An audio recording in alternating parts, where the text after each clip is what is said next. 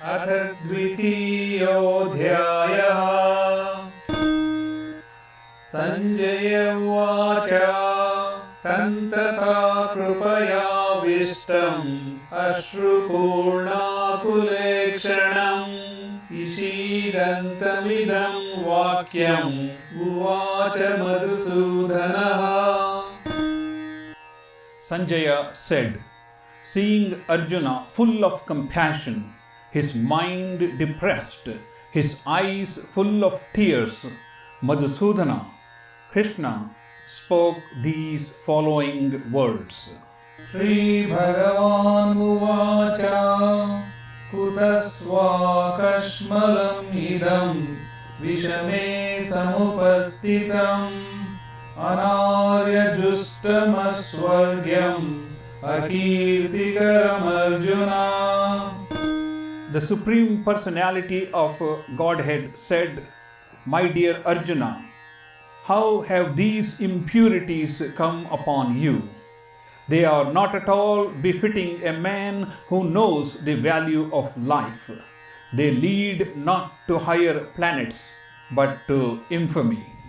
Klaibhyam masmaramapartha naitattvayupapadyate kshudram hridaya daurbalyam ekto uttishta parantapa. O son of Partha, do not yield to this degrading impotence. It does not become you. Give up such petty weakness of heart and arise, O chastier of the enemy. Arjuna uvacha katham bhishmamaham sankhe dronam cha madhusudana ishubhi pratiyotsami puryarharvarisudana. Arjuna said, O killer of enemies, O killer of Madhu, how can I counteract with arrows in battle men like Bhishma and Drona, who are worthy of my worship? Guruna hatva hi mahanubhava shreyo bhoktum bhaikshamatiha loke hatvartakamastu gurunihaiva bhunjiya bhogan rudhira pradidhan. It would be better to live in this world by begging than to live at the cost of the lives of great souls who are my teachers. Even though desiring worldly gain, they are superiors. If they are killed, everything we enjoy will be tainted with blood. Na chaitat vidma kataranno gariyoha yedvajaye mayedivano jayeyu yaneva hatvana jijini vishamaha tevastita pramukhe dhartarashtraha. Nor do we know which is better, conquering them or being conquered by them. If we killed the sons of Dhritarashtra, we should not care to live. Yet they are now standing before us on the battlefield. Karpanya doshopahatasta bhavaha prichami tvam dharma sammuda chetaha yashreyasya nishchitam bruhitan me shishyasteham shadimam tvam prapannam. Now I am confused about my duty and have lost all composure because of miserly weakness. In this condition, I am asking you to tell me for certain what is the best for me. Now I am your disciple and a soul surrendered unto you. Please instruct me. Nahi prapashyami mamapanudyad yacchokamucchokshanamindriyanam avapya bhumavasa patanam ruddham rajyam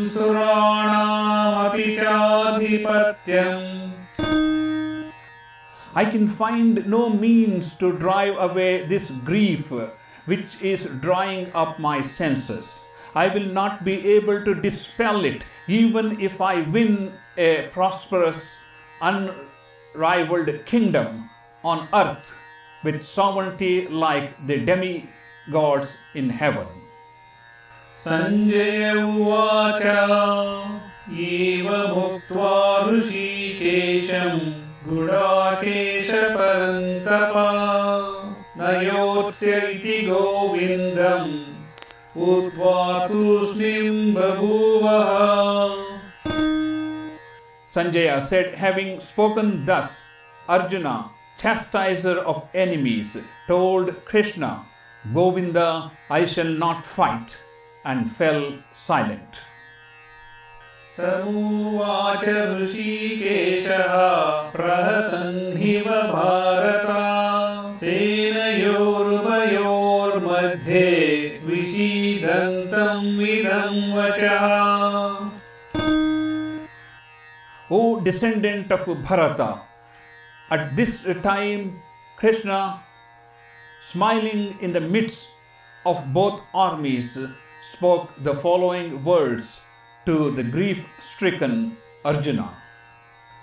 Shri Bhagavan Uvacha Ashochanam Vachochasvam Prajnavadanscha Bhashyase Gatasuragatasusya Nanushocanti Panditaha. The Supreme Personality of Godhead said, while speaking learned words, you are mourning for what is not worthy of grief. Those who are wise lament neither for the living nor for the dead.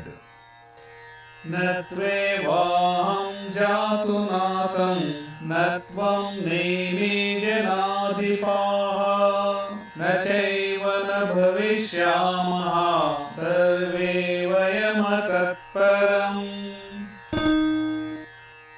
Never was there a time when I did not exist, nor you, nor all the kings, nor in the future shall any of us cease to be.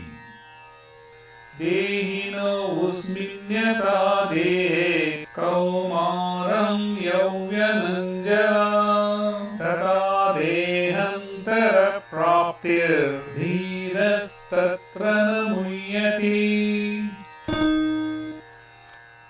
As the embodied soul continuously passes in this body from boyhood to youth to old age, the soul similarly passes into another body at death. A sober person is not bewildered by such a change. Matra parshastu kaunteya Ritosna sukha dukkada Agamapayino nityas Tanti shikshasva bharata. O son of Kaunti, the non-permanent appearance of happiness and distress and their disappearance in due course are like the appearance and disappearances of winter and summer seasons. They arise from sense of perception. O scion of Bharata, and one must learn to tolerate them without being disturbed. Yam vinam yatayam te te purusham purusharshava tama dukkha sukham dhiram sumrutattvaya kalpate. O best among men, the person who is not disturbed by happiness and distress and is steady in both is certainly eligible for liberation. Na sato vidyate bhavo na bhavo vidyate sataha uvayoravi drusvantas tanayos tattvadarshibhi. Those who are seers of truth have concluded that of the non-existence of the material body, there is no endurance, and of all the eternal, there is no change. This they have concluded by studying the nature of both. Avinashi tu tadvidhi yena sarvamidam tatam vinashamovyyasyasa na kaschit kartum arhati. That which pervades the entire body, you should know to be indestructible. That which pervades the entire body, you should know to be indestructible. No one is able to destroy that imperishable soul. Antavanta ime deha nityasyokta sharirinaha anashilo prameyasya tasmad yudhyasva bharata. The material body of the indestructible, immeasurable and eternal living entity is sure to come to an end. Therefore, fight, O descendant of Bharata. Yayenam vetti hantaram yaschainam manyate hatam ubhau tau na vijanito nayam hanti na hanyate. Neither he who thinks the living entity the slayer, nor he who thinks it slain is in the knowledge, for the self slays not, nor is slain. Na jayate mriyate va kadachit nayam bhutva bhavita bhana bhuyah ajo nityah shashvatoyam purano na hanyate hanyamano sharire. For the soul there is neither birth nor death at any time. He has not come into being, does not come into being, and will not come into being. He is unborn, eternal, ever existing, and primeval. He is not slain when the body is slain. Veda vinashinam nityam ena majamavyayam katham sa purusha partha kangatayati hantikam.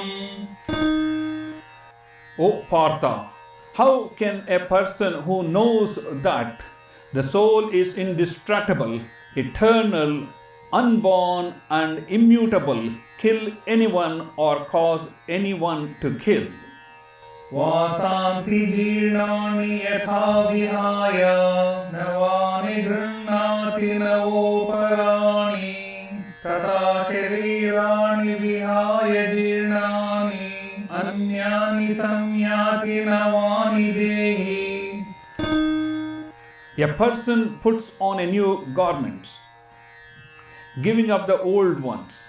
The soul similarly accepts new material bodies, giving up the old and worthless ones.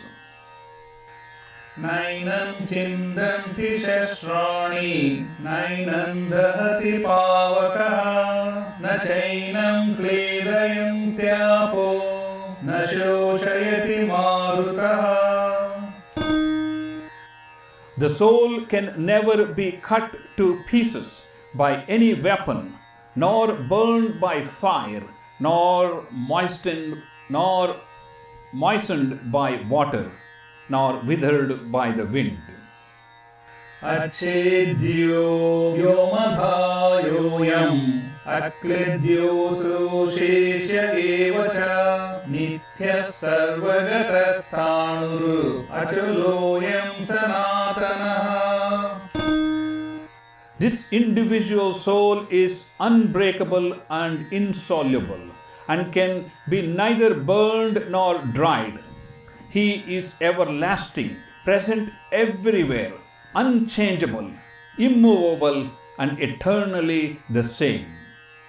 Avyakyoyamachintyoyam avikaryoyamuchyate tasmadaivam viditvainam nanushotitumarhasi.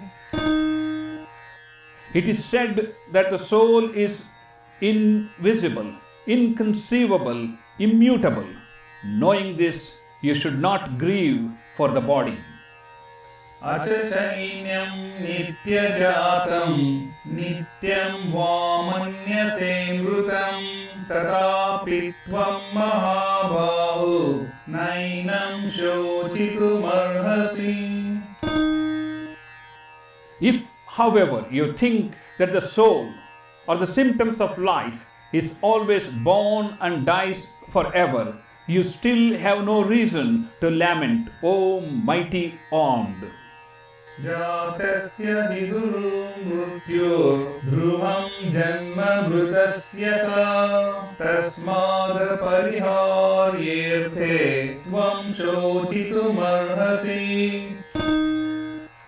One who has taken his birth is sure to die, and after death one is sure to take birth again. Therefore, in the unavoidable discharge of your duty, you should not lament.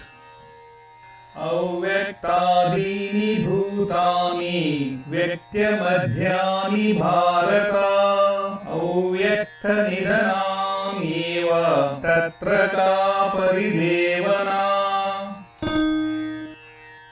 All created beings are unmanifest in their beginning, manifest in their interim state, and unmanifest again when annihilated. So, what need is there for lamentation? Achairyavat pashyati kashchidenam aschairyavad vadati tataiva chanyaha aschairyavachainyam anna shrunoti shrutvapenam vedana chaiva kaschit. Some look upon the soul as amazing, some describe him as amazing, and some hear of him as amazing, while others, even after hearing about him, cannot understand him at all. Dehi nityamavadhyoyam dehe sarvasya bharata tasmat sarvani bhutani natvam shochitumarhasi. O descendant of Bharata, he who dwells in the body can never be slain. Therefore, you need not grieve for any living being. Swadharmamapi chaveksha navikampitumarhasi dharmadhiyudrat shreyonat kshatriyasya na vidyate. Considering your specific duty as a Kshatriya, you should know that there is no better engagement for you than fighting on religious principles, and so there is no need for hesitation. Yadruchaya chopapanam swargadvaramapavrutam sukhina kshatriya partha labhante yuddhamidrisham. O Partha, happy are the Kshatriyas to whom such fighting opportunities come unsought, opening for them the doors of the heavenly planets.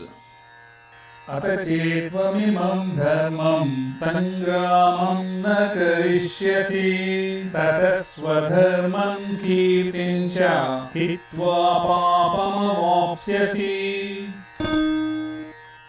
If, however, you do not perform your religious duty of fighting, then you will certainly incur sin for neglecting your duties and thus lose your reputation as a fighter. Akirkinchapi bhutani kata ishyanti te vevam सम्भावितस्य च कीर्तिर्मरणादतिरिच्यते. People will always speak of your infamy, and for a respectable person, dishonor is worse than death. मन्सन्ते त्वां महारथः येषां च त्वं बहुमतः भूत्वा याससि लाघवम्. The great generals who have highly esteemed your name, the great generals who have highly esteemed your name and fame will think that you have left the battlefield out of fear only, and thus they will consider you insignificant. अवाच्य वादंश्च बहून् वदिष्यन्ति तवाहिताः निन्दं तस्तवता सामर्थ्यं ततो दुःखतरं नु किम्. Your enemies will describe you in many unkind words and scorn your ability. What could be more painful for you? हतो वा प्राप्स्यसि स्वर्गं जित्वा वा भोक्ष्यसे महीं तस्मादुत्तिष्ठ कौन्तेय युद्धाय कृतनिश्चयः. O son of Kunti, either you will be killed on the battlefield or attain heavenly planets, or you will conquer and enjoy the earthly kingdom. Therefore, get up with determination and fight. सुख दुःखे समे कृत्वा लाभालाभौ जयाजयो ततो युद्धाय युज्यस्व नैवं पापमवाप्स्यसि. Do thou fight for the sake of fighting without considering happiness or distress, loss or gain, victory or defeat, and by so doing you shall never incur sin. एषा ते विहिता साङ्ख्ये बुद्धिर्योगे त्विमां शृणु बुद्ध्या युक्तो यया पार्थ कर्मबन्धं प्रयास्यसि. Thus far, I have described this knowledge to you through analytical study. Now listen as I explain it in terms of working without fruitive results. Without fruitive results. O son of Partha, when you act in such knowledge, you can free yourself from bondage of works. स्नेहाभिक्रमनाशोऽस्ति प्रत्यवायो न विद्यते स्वल्पमप्यस्य धर्मस्य त्रायते महतो भयात्. In this endeavor there is no loss or diminution, and a little advancement on this path can protect one from the most dangerous type of fear. व्यवसायात्मिका बुद्धिर् एकेह कुरु नन्दना बहुशाखाशनन्ताश्च बुद्धयो व्यवसायिनाम्. Those who are on this path are resolute in purpose, and their aim is one. O beloved child of the Kurus, the intelligence of those who are irresolute is many-branched. यामिमां पुष्टितां वाचं प्रवदन्त्य विपश्चितः वेदवाधरता पार्थ नान्यदस्तीति वादिनः. कामात्मानस्वर्गपराः जन्म कर्म फलप्रदां क्रिया विशेषबहुलां भोगैश्वर्यगतिं प्रति. Men of small knowledge are very much attracted to the flowery words of the Vedas. which recommend various creative activities for elevation to heavenly planets, resultant good birth, power, and so forth. Being desirous of sense, gratification, and opulent life, they say that there is nothing more than this. भोगैश्वर्य प्रसक्तानां तया बृहतचेतसां व्यवसायात्मिका बुद्धिः समाधौ न विधीयते. In the minds of those who are too attracted to sense enjoyment and material opulence, and who are bewildered by such things, the resolute determination for devotional service to the Supreme Lord does not take place. त्रैगुण्य विषया वेदा निस्त्रैगुण्यो भवार्जुना निर्द्वन्द्वो नित्यसत्त्वस्ततो निर्योगक्षेम आत्मवान्. The Vedas deal mainly with the subject of three modes of material nature. O Arjuna, become transcendental to these three modes.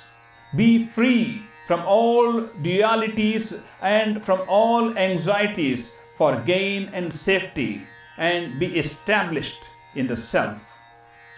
यावानर्थमुदपाने सर्वत सम्प्लुतोदके तावान् सर्वेषु वेदेषु ब्राह्मणस्य विजानतः.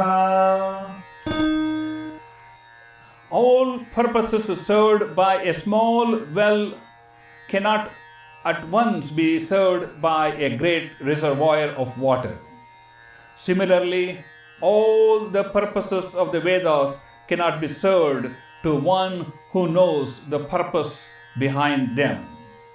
कर्मण्येवाधिकारस्ते मा फलेषु कदाचन मा कर्मफलहेतुर्भुर्मा ते सङ्गोऽस्त्वकर्मणि. You have a right to perform your prescribed duty, but you are not entitled to the fruits of action. Never consider yourself the cause of the results of your activities, and never be attached to not doing your duty. योगस्य कुरु कर्माणि सङ्गं त्यक्त्वा धनञ्जय सिद्ध्य सिद्ध्यो समो भूत्वा समत्वं योग उच्यते. Perform your duty as required, O Arjuna, abandoning all attachments to the success or failure. Such equanimity is called yoga. दूरेण हयवरं कर्म बुद्धियोगात् धनञ्जय बुद्धौ शरणमन्विच्य कृपणाः फलहेतवः. O Dhananjaya, keep all abominable activities far distant by devotional service, and in that consciousness surrender on to the Lord. Those who want to enjoy the fruits of their work are misers. बुद्धियुक्तो जहातीह उभेषु कृतदुष्कृते तस्माद् योगाय युज्यस्व योगः कर्मसु कौशलम्. A man engaged in devotional service rids himself of both good and bad actions even in this life. Therefore, strive for yoga, which is the art of all work. कर्मजं बुद्धियुक्ता हि फलं त्यक्त्वा मनीषिणः जन्मबन्धविनिर्मुक्ताः पदं गच्छन्त्यनामयम्. By thus engaging in devotional service to the Lord, great sages and devotees free themselves from the results of work in the material world.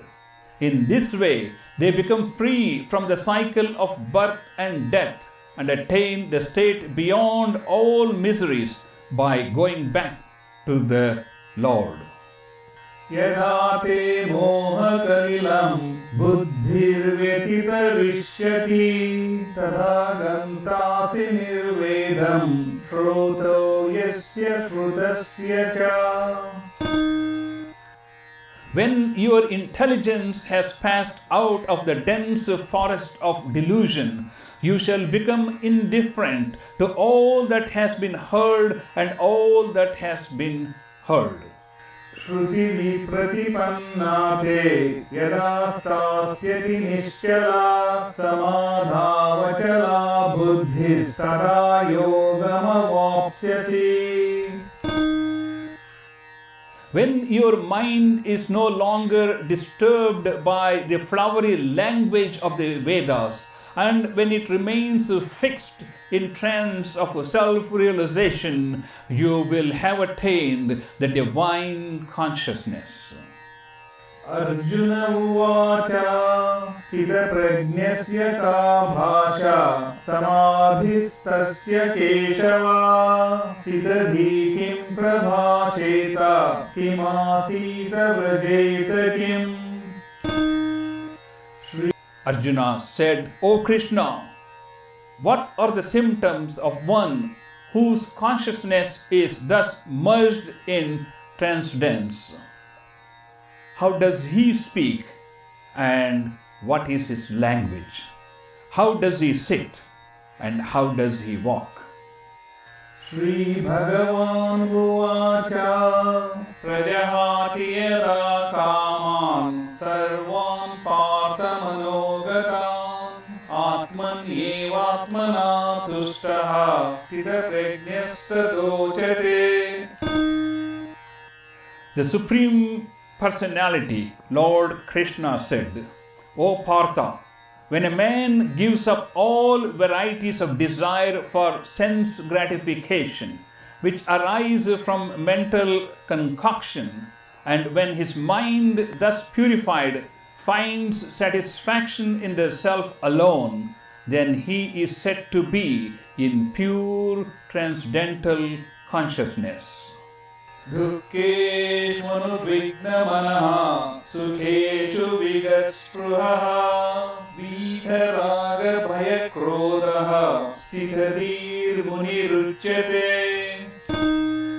Miseries are elated when there is happiness, and who is free from attachment, fear and anger is called a sage of steady mind. Yasarvatranabhisneha tat prapya shubhashubham nabhinandati nadveshi tasya prajna pratishtita. In the material world, one who is unaffected by whatever good or evil he may obtain, neither praising it nor despising it, is firmly fixed in the perfect knowledge. Yada samharate chayam kurmunganiva sarvashaha indriyani indriyarthebhya tasya prajna pratishtita. One who is able to withdraw his senses from the sense objects, as the tortoise draws its limbs within the shell, it firmly fixed in perfect consciousness. He is firmly fixed in perfect consciousness. Vishaya vinivartante niraharasya dehinaha rasavarjam rasopyasya param društva nivartate. The embodied soul may be restricted from sense enjoyment, though the taste of sense objects remain. But ceasing such engagement by experiencing higher taste, he is fixed in consciousness. यततोऽप्यपि Kaunteya पुरुषस्य विपश्चितः इन्द्रियाणि प्रमाथीनि हरन्ति प्रसब्रह्मणः. The senses are so strong and impetuous, O Arjuna, that they forcibly carry away the mind even of a man of discrimination who is endeavoring to control them. तानि सर्वाणि संयम्य युक्त आसीत मत्परः वशे यस्इन्द्रियाणि तस्य प्रज्ञा प्रतिष्ठिता. One who retains his senses, keeping them under full control, and fixes his consciousness upon me, he is known as a man of steady intelligence. ध्यायतो विषयान् पुंसः सङ्गस्तेषुपजायते सङ्गात् सञ्जायते कामः कामात् क्रोधोऽभिजायते. While contemplating the objects of the senses, a person develops attachment for them, and from such attachment lust develops, and from lust anger arises. क्रोधात् भवति सम्मोहः सम्मोहात् स्मृतिविभ्रमः स्मृतिभ्रंशात् बुद्धिनाशो बुद्धिनाशात् प्रणश्यति. From anger the complete delusion arises, and from delusion bewilderment of memory. When memory is bewildered, intelligence is lost, and when intelligence is lost, one falls down again into the material pool. रागद्वेष विमुक्तैस्तु विषयान् इन्द्रियैश्चरन् आत्मवश्यैर्विधेयात्मा प्रसादमधिगच्छति. But for a person free from all attachment and aversion and is able to control his senses through regulative principles of freedom, can obtain the complete mercy of the Lord. प्रसादे सर्वदुःखानां हानिरस्योपजायते प्रसन्नचेतसो यस्यासु बुद्धिः पर्यवतिष्ठते. For one thus satisfied in Krishna consciousness, the threefold miseries of material existence exist no longer. In such satisfied consciousness, one's intelligence is soon well established. नास्ति बुद्धिरयुक्तस्य न चायुक्तस्य भावना न चाभावयतः शान्तिरशान्त्यस्य कुतः सुखम्. One who is not connected with the Supreme, the Krishna consciousness, can have neither transcendental intelligence nor a steady mind, without which there is no possibility of peace. And how can there be any happiness without peace? इन्द्रियाणां हि चरतां यन्मनोनुविधीयते तदस्य हरति प्रज्ञां पायुर्नावमिवाम्भसि. As a strong wind sweeps away a boat on the water, even one of the roaming senses on which the mind focuses can carry away a man's intelligence. तस्माद् यस्य महाबाहो निगृहीतानि सर्वशः इन्द्रियाणि इन्द्रियार्थेभ्यस्तस्य प्रज्ञा प्रतिष्ठिता. Therefore, O mighty armed, one whose senses are restrained from their objects, is certainly of steady intelligence. Syanisha sarvabhutanam tasyam jagrati samyami yasyam jagrati bhutani sanisha pashyato mune. What is the night for all being is the time of awakening for the self-controlled. And the time of awakening for all beings is night for the introspective sage. Apuryamana pratishtam samudramapa pravishanti yadvat tadvat kamayam pravishanti sarve sashantimapnoti na kamakami. A person who is not disturbed by the incessant flow of desires that enters like rivers into the ocean, which is ever being filled but is always still, can alone achieve peace, and not the man who strives to satisfy such desires. Svihana kaman yas sarvan pumanscharati nishpruha nirmamo nirahankara shashanti madhigacchati. A person who has given up all desires for sense gratification, who lives free from desires, who has given up all sense of proprietorship and is devoid of a false ego, he alone can attain real peace.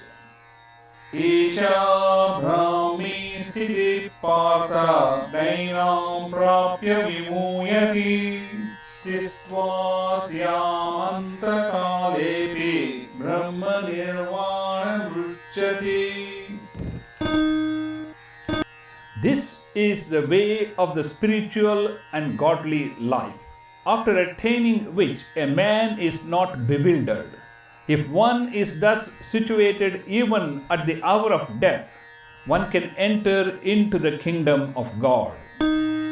Om Tat Saditi Srimad Bhagavad Gitasu Upanishadsu Brahma Vidyayam Yoga Shastre Shri Krishna Arjuna Samvade Sankhya Yogo Nama Dvitiyodhyaya.